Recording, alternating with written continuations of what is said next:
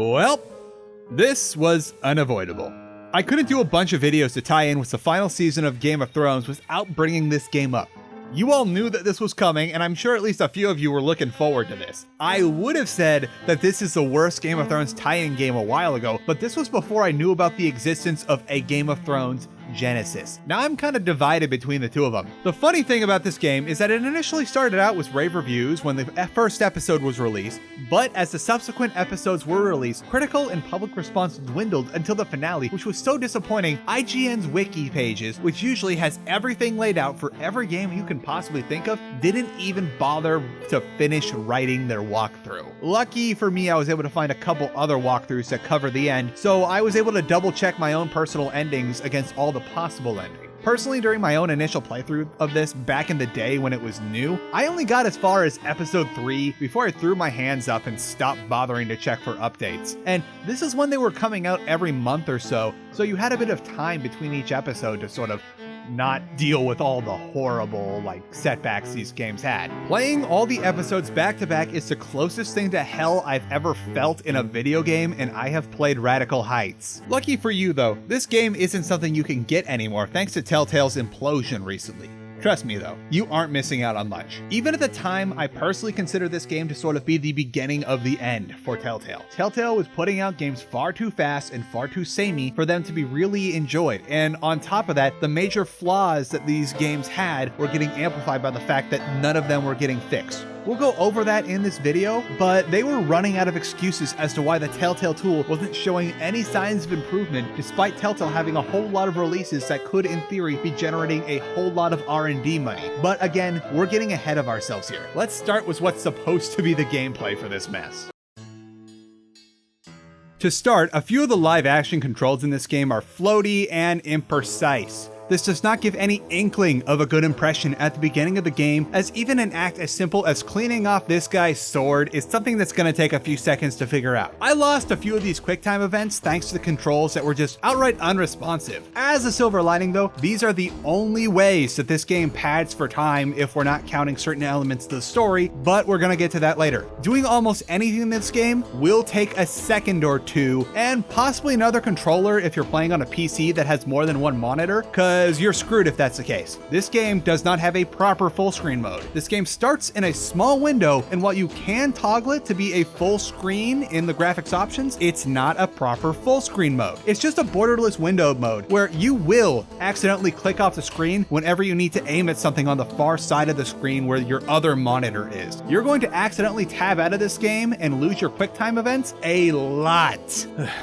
By the way, this is the most action that you're going to get in the game are these QuickTime events, so don't get too excited for some intense gameplay. There is also the wandering around mode that you'll sometimes get between long bouts of dialogue that are supposed to be the adventure part of this not-so-adventure game. These feel like they have no business in the game because you never do anything that couldn't be accomplished by just clicking on something from a static perspective and immediately cutting to the character examining whatever it is you just waddled over to. Everyone you play as during one of these adventure segments can never move faster than a rapid hobble because everyone is either conveniently wounded for the sake of the engine limitations, or they're not feeling it today, so they're not going to go any faster than a mild jog. The most you ever do in these things is examine a few objects to get a sliver of flavor text, and occasionally you'll pick something up before discovering the objective you need to do to move on to the next lengthy conversation or QuickTime event. All of this could have been done in a way that doesn't require 30 seconds of hobbling around to get to each thing. It's frustrating, and it's only there for the sake of this being a quote-unquote adventure game. And despite the only bits of freedom you have in this game being too slow, there's also parts of the game that are way too fast. A good number of the dialogue options in this game have a lot of words in them, but you'll only get 5 seconds or less to choose what thing you're gonna say, and often silence will be viewed negatively if you don't pick the dialogue option in time. This gets especially frustrating as most of the game you're going to get a X character will remember your silence when you you didn't instantaneously give them an answer to their complex ethical dilemma, which at first you think is going to affect your game negatively, but we'll get to that in a minute. I'm personally a pretty fast reader when it comes to things that are not analysis of case law, but you're not supposed to go fast while doing that anyway. However, I have a lot of trouble with some of the faster conversation prompts. Now, there is the option to just mash the space button after every line of dialogue in order to give yourself enough time to actually read and, God forbid, think about what each dialogue choice might mean to each character and how it could affect your standing with them in the game. But that makes the gameplay really jarring and awkward since you're not supposed to be looking at little clips and thinking about this stuff. It's supposed to be a live action conversation. This is not the kind of emergent gameplay that you should be shooting for in your video game. If there's one nice thing I can say though about the gameplay, it's that Telltale has successfully avoided BioWare dialogue syndrome. Every option in these conversations says exactly what you'd expect them to, and you are always more concerned with how a character might react to what you've said instead of if you're going to accidentally say something you did not mean in the slightest because of a vaguely worded dialogue summary. This means that if you have near superhuman reading speed and you can ignore every other thing about this game, you can have yourself a really good time getting engrossed in the dialogue and conversation choices that are presented before you. Just don't look hard at literally anything else if you don't want to hate yourself through the end of this game. This game is ugly as sin.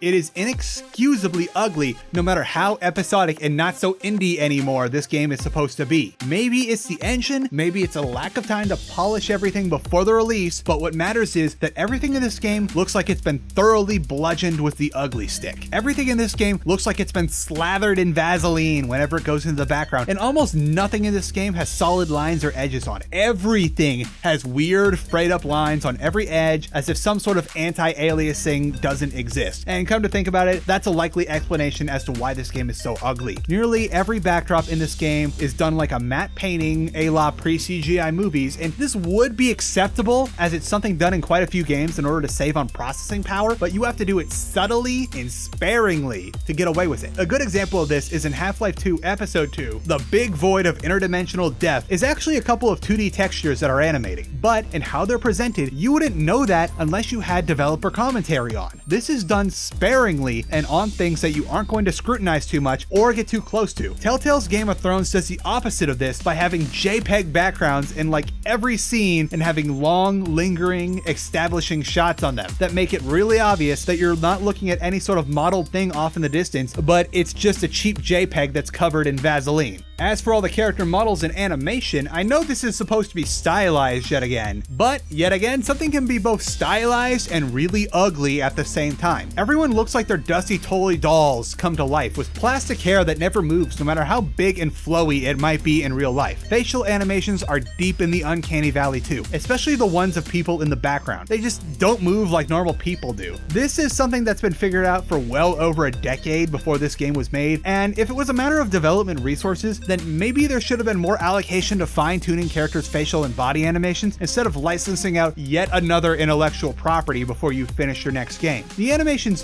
do look good whenever they're in the forefront of the scene or it's something that the devs definitely intended for you to look at, but the second something jumps out of the primary focus, it takes a dive right back down into the bottom of the uncanny valley. What's really sad is that comparing them side to side, the Cyanide game that came out 2 years prior to this almost looks better in some respects, but if it is, not by that much. At least a Cyanide RPG lets you take a second to choose your dialogue though. Despite all of this low fidelity and corner cutting, this game can't handle itself. The most obvious place for this is in the show style intro that they show you at the beginning of each episode to remind you that yes, this is most definitely an official licensed tie-in video game of Game of Thrones TM, and how all the models look as if they have no texturing whatsoever, but the game still can't handle having more than a couple moving parts at a time. So when all these little model castles and stuff are being built, it slows down to like 10 frames a second. Also, for a game with a lot of violence and bloodshed, there are no particle effects anywhere to be found. You'll see this a lot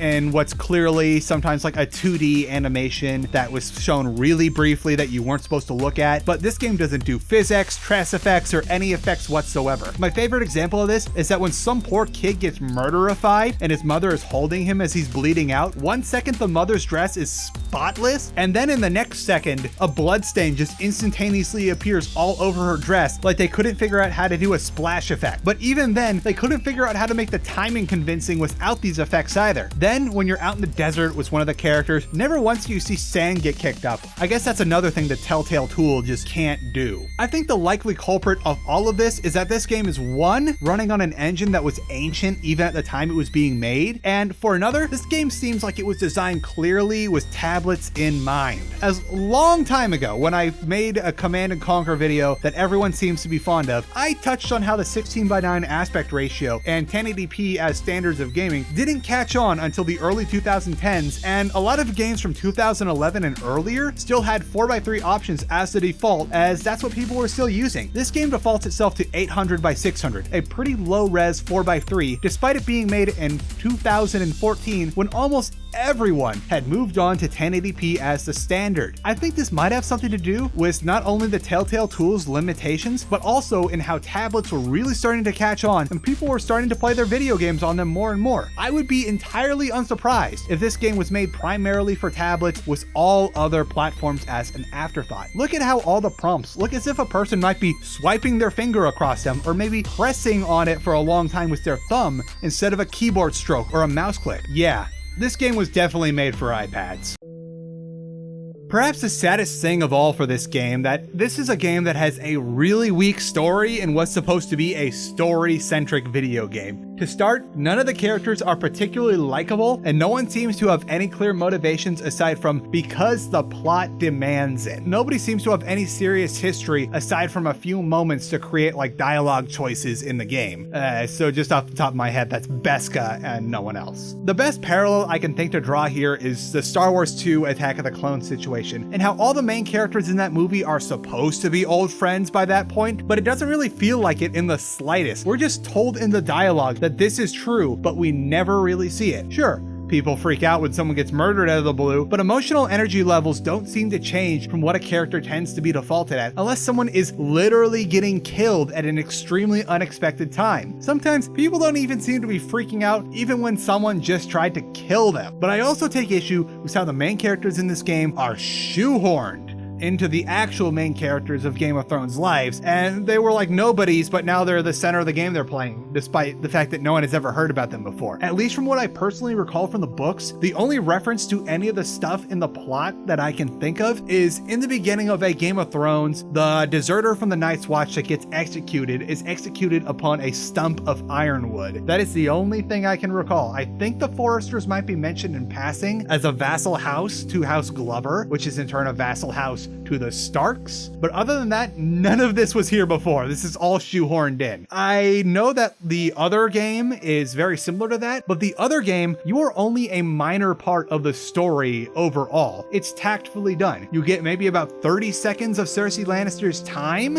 but she's got other things to do than settle a dispute between two minor lordlings. Another example of this is Marjorie Tyrell, who is a major player in the Game of Thrones, seems to be more of an annoyed nanny when it comes to King's Landing. She's just babysitting Mira all the time. And Ramsay Snow likely has better things to do than be a cartoon character villain to some random house that is literally on the other side of the north from the Dreadfort. I know he's kind of screwed up, like no, he's really screwed up in both the books and the movies, but he's not so screwed up that he's literally killing children in front of a castle full of people for literal giggles. And while Tyrion Lannister's MO for interacting with Mira in King's Landing is, I am only giving you the time of day because it's fun to mess with my sister's plans, does seem to fit as a nice distraction for him paying for the wedding and stuff, I'm not buying that Queen Cersei Lannister is going to summon this random handmaiden for a personal audience on top of all the lords who are coming to have her sort matters for them, on top of planning an enormous wedding instead of just having some random cat's paw go deal with it without her looking into it personally. Are these nitpicks? Yes. Do they have major issue with the plot? Yes. If you haven't figured it out by now, this is all in service of letting the player interact with all their favorite Game of Thrones characters and pretend like they've become fast friends with Jon Snow at the Wall. I didn't find it very convincing though. Then there's the issue that the main characters, the Foresters, seem to have anti-plot armor, which I personally think is just as bad as having plot armor. Everything that can be a bad thing happening to them will happen to them with almost no setup or context. Everyone is unnecessarily a huge jerk to the Foresters, and somehow they are always in the worst possible place at the worst possible time, and nothing that these characters can do will get them out of these situations. It's weird. It's like there's no setup. Like maybe the Whitehills, the rival house of the Foresters, they might have good cause for being a dick to the Foresters, but everyone else is just cartoonishly evil to them for no good reason. And nothing you can do will get you out of your situations. Whether or not you kill the guy from the Lost Legion or let him live, they're going to track you down and there is no way to get them off your scent. No matter how you handle the situation at the top of the wall, you're going to be put in the worst possible outcome. And even if you do the infamously hard marriage agreement thing, having that army from the Glenmores will mean next to nothing in the long run. This is all in service of something we're going to get to in a second, but after a while, you just stop sympathizing with the protagonists because they don't seem to do much to get out of their situations, and it's not like you could avoid these disasters. The main story is poorly paced, even for an episodic game. Every episode is 2 hours long, and sometimes it feels like a lot of that is waiting for awkward pauses from the other characters to be done. At the halfway point, 6 hours or so, this game felt like it had been 20 hours of the 2012 Game of Thrones RPG. People have the weirdest way of talking in this game, and it's almost reminiscent of like a community college kid in the theater department that just barely got off book, but they still need some time to figure out what their lines are. However, if you take any more than 5 seconds to reply to a person, they're gonna think you're like some horrible monster and interpret it in the worst way possible. Speaking of negative interpretation, while Telltale Games are famous for their X will remember that moments to the point of just sheer memedom, this game way overuses it. Nearly every reply has an X will remember that, and sometimes it's used on stuff where there's no point in saying it because it has no effect on things later on. Yeah, sure.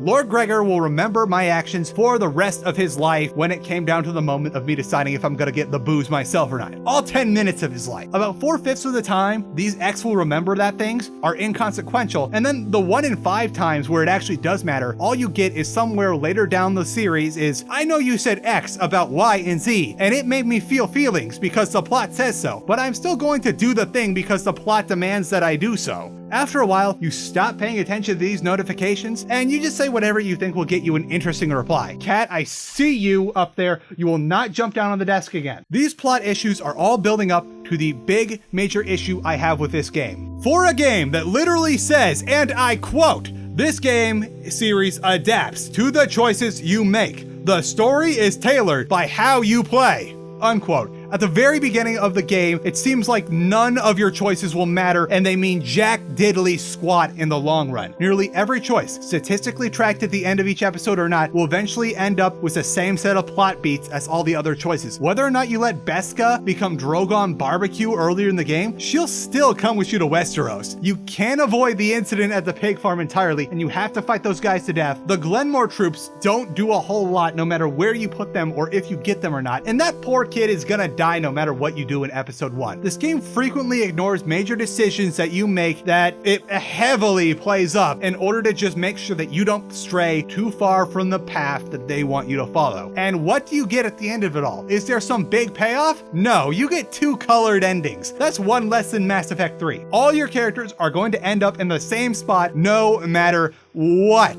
Just some of them might die, but they're going to be filled in for by another entirely interchangeable character. I think Mira, the Forester girl in King's Landing, is the only person who has real agency over how her story ends. Other than that, I think it's utterly inconsequential. So let's wrap this up because this game is beginning to make me feel ill the more I talk about it and edit it.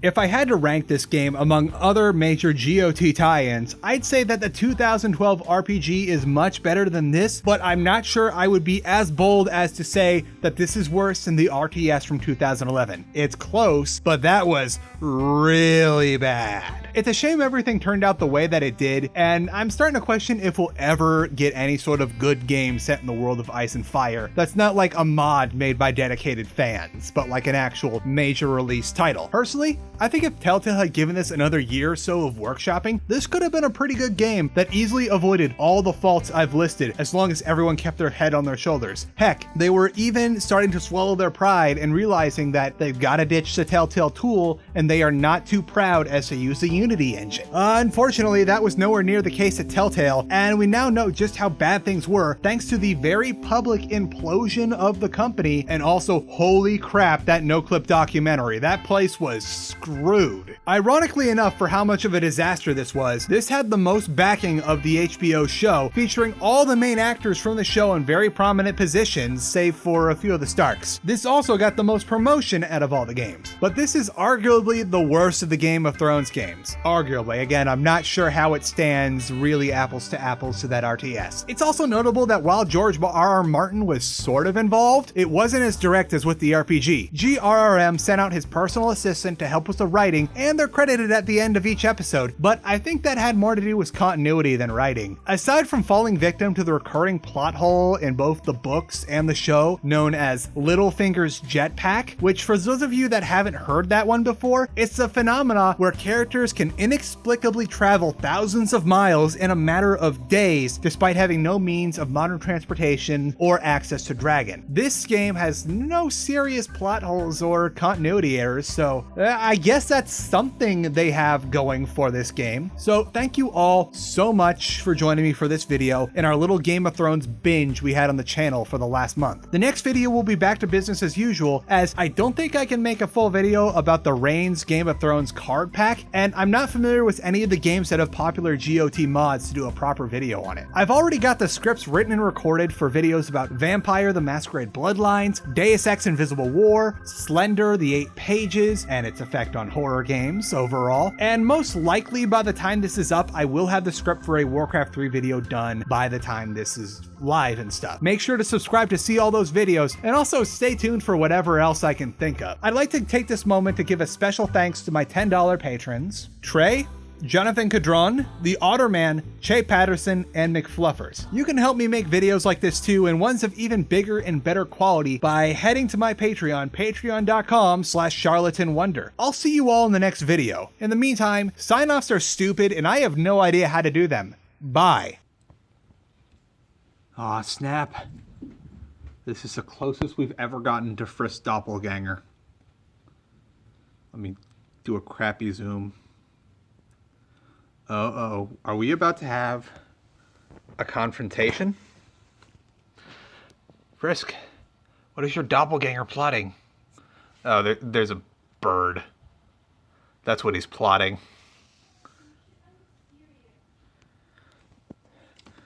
My wife is having a bad day. She keeps on stubbing her toe and accidentally bumping her hand on things. What? Hey, honey, I'm just narrating this encounter between Frisk and Doppelganger Frisk. Oh, again? Oh, they're looking at each other. At first it was Doppelganger was looking at a bird, and Frisk was looking at Doppelganger. But, nope. Are you both looking at birds? Seriously, the resemblance is uncanny.